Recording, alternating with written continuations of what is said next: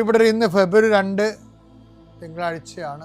അമ്മേ പരിശുദ്ധ അമ്മേ, അമ്മേ പരിശുദ്ധ ദൈവമാതാവേ, കൃപാസനത്തിലൂടെ ഞങ്ങൾക്കും ഞങ്ങളുടെ ദേശത്തിനും അമ്മ മധ്യസ്ഥം തേടി തന്ന എല്ലാ അനുഗ്രഹങ്ങൾക്കും കൃപകൾക്കും ഞങ്ങളിപ്പോൾ ഹൃദയം നിറഞ്ഞ നന്ദി പറയുന്നു. അമ്മേ പരിശുദ്ധമ്മേ ദൈവമാതാവേ, 2004 ഡിസംബർ 7 ഉച്ചകഴിഞ്ഞ് 2:30 കൃപാസനത്തിൽ സംഭവിച്ച അമ്മയുടെ പ്രത്യക്ഷപ്പെടലിനെ കുറിച്ച് തിരുസഭയ്ക്ക് സമർപ്പിച്ചിരിക്കുന്ന പഠനരേഖകളുടെ മേൽ സഭാത്മകമായ പഠനം ആരംഭിക്കുവാൻ ഞങ്ങൾ പ്രാർത്ഥിക്കുന്നു.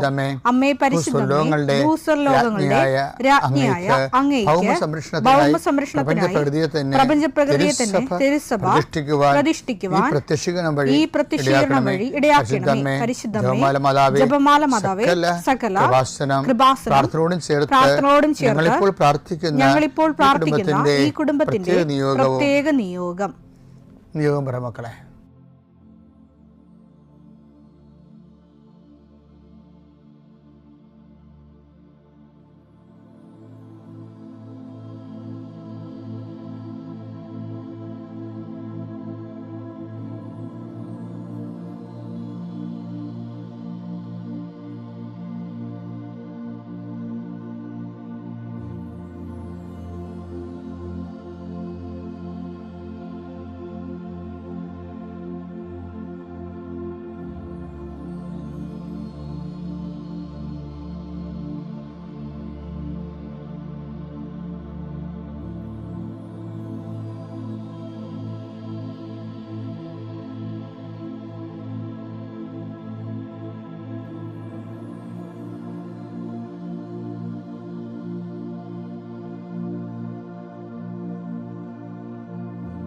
അമ്മയുടെ പ്രത്യക്ഷീകരണത്തിന്റെ ഈ അനുഗ്രഹവേളയിൽ ഞങ്ങൾക്ക് സാധിച്ചു തരുവാൻ കനിയണമേ.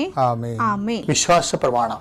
സർവശക്തനായ പിതാവും ആകാശത്തിന്റെയും ഭൂമിയുടെയും സൃഷ്ടാവുമായ ദൈവത്തിൽ ഞാൻ വിശ്വസിക്കുന്നു. അവിടുത്തെ ഏകപുത്രനും ഞങ്ങളുടെ കർത്താവുമായ ഈശോമിശിഹായിലും ഞാൻ വിശ്വസിക്കുന്നു. ഈ പുത്രൻ പരിശുദ്ധാത്മാവിനാൽ ഗർഭസ്ഥനായി കന്യകാമറിയത്തിൽ നിന്ന് പിറന്ന് പൊന്തിയോസ് പീലാത്തോസിന്റെ കാലത്ത് പീഡകൾ സഹിച്ച് കുരിശിൽ തറയ്ക്കപ്പെട്ട് മരിച്ച് അടക്കപ്പെട്ട് പാതാളങ്ങളിൽ ഇറങ്ങി മരിച്ചവരുടെ ഇടയിൽ നിന്ന് 3-ാം നാൾ ഉയർത്ത് സ്വർഗത്തിലേക്ക് എഴുന്നള്ളി സർവശക്തിയുള്ള പിതാവായ ദൈവത്തിന്റെ വലതുഭാഗത്തിരിക്കുന്നു. അവിടെ നിന്ന് ജീവിക്കുന്നവരെയും മരിച്ചവരെയും വിധിക്കുവാൻ വരുമെന്നും ഞാൻ വിശ്വസിക്കുന്നു. പരിശുദ്ധാത്മാവിലും ഞാൻ വിശ്വസിക്കുന്നു. വിശുദ്ധ കത്തോലിക്കാ സഭയിലും പുണ്യവാന്മാരുടെ ഐക്യത്തിലും പാപങ്ങളുടെ മോചനത്തിലും ശരീരത്തിന്റെ ഉയർപ്പിലും നിത്യമായ ജീവിതത്തിലും ഞാൻ വിശ്വസിക്കുന്നു. ആമേൻ. സുഖസ്ഥനായ ഞങ്ങളുടെ പിതാവേ, അങ്ങയുടെ നാമം പൂജിതമാകണമേ. അങ്ങയുടെ രാജ്യം വരണമേ. അങ്ങയുടെ തിരുമനസ് സ്വർഗത്തിലെ പോലെ ഭൂമിയിലും ആകണമേ. അന്നു വേണ്ടുന്ന ആഹാരം ഇന്ന് ഞങ്ങൾക്ക് തരണമേ. ഞങ്ങളോട് തെറ്റ് ചെയ്യുന്നവരോട് ഞങ്ങൾ ക്ഷമിക്കുന്നത് പോലെ ഞങ്ങളുടെ തെറ്റുകൾ ഞങ്ങളോടും ക്ഷമിക്കണമേ. ഞങ്ങളെ പ്രലോഭനത്തിൽ ഉൾപ്പെടുത്തരുതേ, തിന്മയിൽ ഞങ്ങൾ രക്ഷിക്കണമേ. ആമേൻ. നന്മ നിറഞ്ഞ മറിയമേ, സ്വസ്തി. കർത്താവ് അങ്ങയുടെ കൂടെ സ്ത്രീകളിൽ അങ്ങ് അനുഗ്രഹിക്കപ്പെട്ടവളാകുന്നു. അങ്ങയുടെ ഉദരത്തിൻ ഫലമായി ഈശോ അനുഗ്രഹിക്കപ്പെട്ടവനാകുന്നു. പരിശുദ്ധ മറിയമേ, തമ്പുരാന്റെ അമ്മേ, പാപികളായ ഞങ്ങൾക്ക് വേണ്ടി ഇപ്പോഴും ഞങ്ങളുടെ മരണസമയത്തും തമ്പുരാനോട് അപേക്ഷിക്കണമേ. ആമേൻ.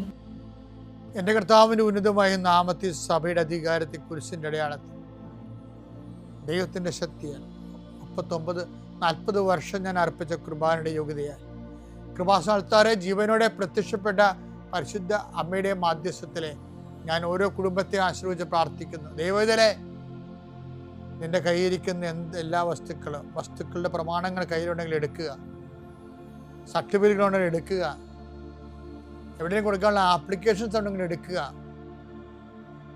ദൈവത്തിലെ നീ എവിടെയെങ്കിലും പോകുന്നുണ്ടെങ്കിൽ നിന്റെ പാസ്പോർട്ടോ വിസയുടെ കോപ്പിയോ എയർ ടിക്കറ്റോ എന്താണ് നിന്റെ കയ്യിലുള്ളത്, ഇപ്പോൾ എടുക്കുക. ദൈവത്തിലെ എവിടെയെങ്കിലും കൊടുക്കാനുള്ള ആപ്ലിക്കേഷൻസ് ഉണ്ടെങ്കിൽ അത് എടുക്കുക. കൃപാസനം മാതാവിനെ കാണിച്ചുകൊണ്ട് പ്രാർത്ഥിക്കുക. ഞാനിപ്പോൾ നിന്നെ ആശ്രയിച്ച് പ്രാർത്ഥിക്കുക. കർത്താവേ, സിവിൽ പോയിന്റ് കുറഞ്ഞതിൻ്റെ പേര് ജോലി കിട്ടാത്തവരുണ്ട്, ജപ്തിയാകാൻ പോകുന്നവരുണ്ട്. ആ പത്രങ്ങളെല്ലാം രേഖകളെല്ലാം നിന്റെ നാമത്തിൽ ഞാൻ ആശീർവദിക്കാൻ പോവുകയാണ്. കർത്താവ്, രേഖകൾ കയ്യിലില്ല, പക്ഷെ മനസ്സിൽ ആ രേഖ ഓർത്ത് പ്രാർത്ഥിക്കുന്നുണ്ട്. ഇപ്പം എടുക്കാൻ പറ്റാത്ത ആ രേഖ എൻ്റെ കയ്യിൽ ഉണ്ടായിരുന്നെങ്കിൽ എന്ന് ആഗ്രഹിച്ച് വിഷമിക്കുന്നവരുണ്ട്. കർത്താവേ, ആ രേഖ എവിടെയാണ് ഇരിക്കണത്? അവിടെ നിന്റെ തിരുമുറിവാർന്ന് വലത് കരുത്താൻ ആ രേഖയെ സ്പർശിക്കണമേ. മാതാവിൻ്റെ മധ്യസ്ഥത്തിൽ പ്രാർത്ഥിക്കുന്നു. അവരെന്താണ് ഉദ്ദേശിക്കുന്നത്? അതുകൊണ്ട് അത് നിറവേറാൻ കർത്താവ് അനുവദിക്കട്ടെ. കർത്താവ് ജോലി നഷ്ടപ്പെട്ടു പോരണവരെ, ഉപേക്ഷിച്ച് പോണവരെ, ആ രാജ്യത്ത് ജീവിക്കാൻ പറ്റാതെ പോണവരെ,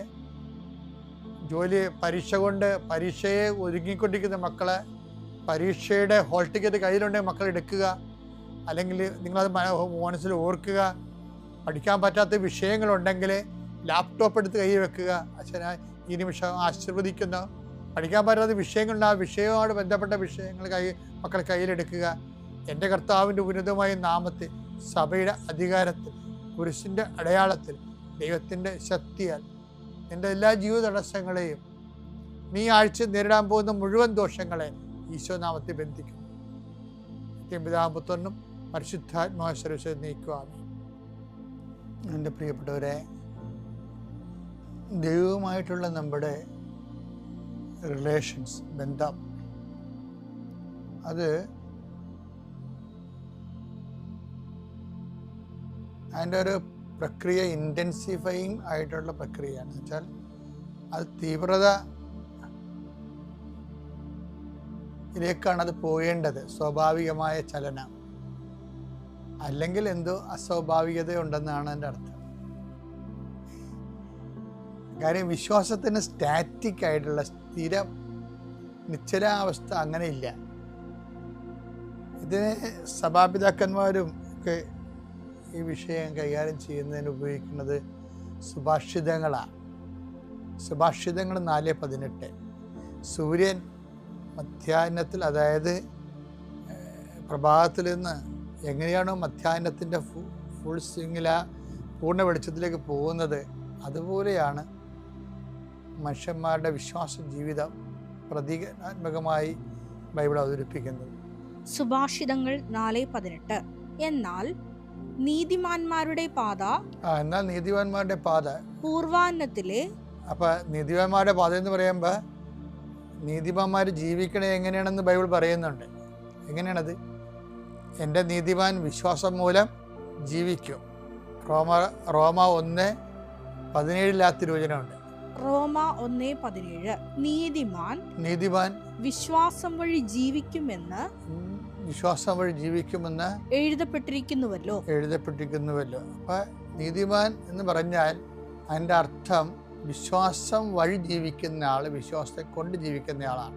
ഈ വിശ്വാസം വഴി ജീവിക്കുന്ന ആളാണ് നീതിമാനെങ്കിൽ നീതിമാന്റെ വിശ്വാസ വളർച്ചയെക്കുറിച്ചാണ് സുഭാഷിതം 4:18. എന്നാൽ നീതിമാന്മാരുടെ പാത, അതായത് വിശ്വാസം വഴി ജീവിക്കുന്നവരുടെ പാത പൂർവാന്നത്തിലെ, അതായത് മോർണിംഗ് ടൈം വെയിൽ പോലെ പ്രകാശം വർദ്ധിപ്പിച്ചുകൊണ്ടിരിക്കുന്നതാണ്. ദുഷ്ടരുടെ മാർഗം പ്രകാശം വർദ്ധിപ്പിച്ചുകൊണ്ടിരിക്കുന്നതാണെന്ന് പറയുമ്പോൾ അതിൻ്റെ അർത്ഥം അധ്യായനത്തിൻ്റെ പൂർണ്ണതയിലേക്കാണ് അത് പോണത്. അപ്പം വിശ്വാസത്തിൻ്റെ സ്വാഭാവികമായ വളർച്ച എന്ന് പറയണത് ഈ പ്രഭാതത്തിൽ നിന്ന് മധ്യാഹ്നത്തിലേക്ക് സൂര്യൻ എങ്ങനെയാണ് വെളിച്ചം കൂടുന്നത് അതുപോലെ കൂടിക്കൊണ്ടേ വരേണ്ടതാണ്. ഇൻ കേസ് അങ്ങനെ ഒരു പ്രക്രിയ നടക്കുന്നില്ല എന്നുണ്ടെങ്കിൽ, വിശ്വാസത്തിന് വളർച്ച സംഭവിക്കുന്നില്ല എങ്കിൽ സ്വാഭാവികമായിട്ട് വരണത് വിശ്വാസത്തിന് തളർച്ചയാണ് സംഭവിക്കുന്നത്. വിശ്വാസം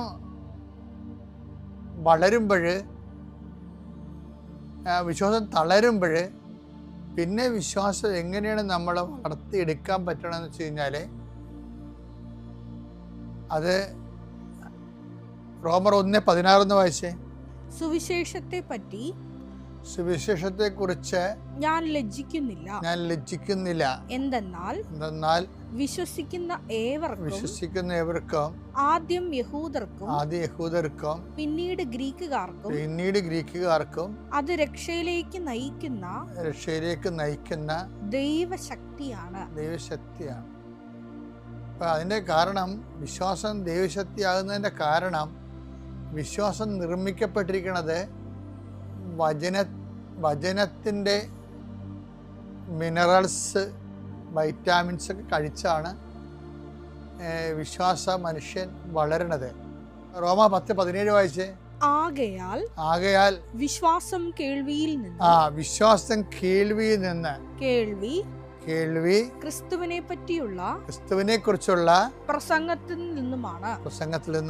അപ്പൊ വിശ്വാസത്തിലൊരു തളർച്ച വന്നാൽ, സുഭാഷിതം പറയുന്ന പോലെ പ്രഭാതത്തിൽ നിന്ന് മധ്യാഹ്നത്തിലേക്ക് അഭിവൃദ്ധിപ്പെടുന്ന സൂര്യ തേജസ് പോലെ വിശ്വാസത്തിന് വളർച്ചയില്ല എന്നുണ്ടെങ്കിൽ പിന്നെയുള്ള നടപടിക്രമം എന്ന് പറയുന്നത്, വിശ്വാസം എങ്ങനെയാണോ രണ്ടാമത് റീക്രിയേറ്റ് ചെയ്യാൻ പറ്റണത്, അത് വിശ്വാസം ഉണ്ടായ അതേ മെത്തേഡ് എടുക്കാൻ പറ്റത്തുള്ളൂ.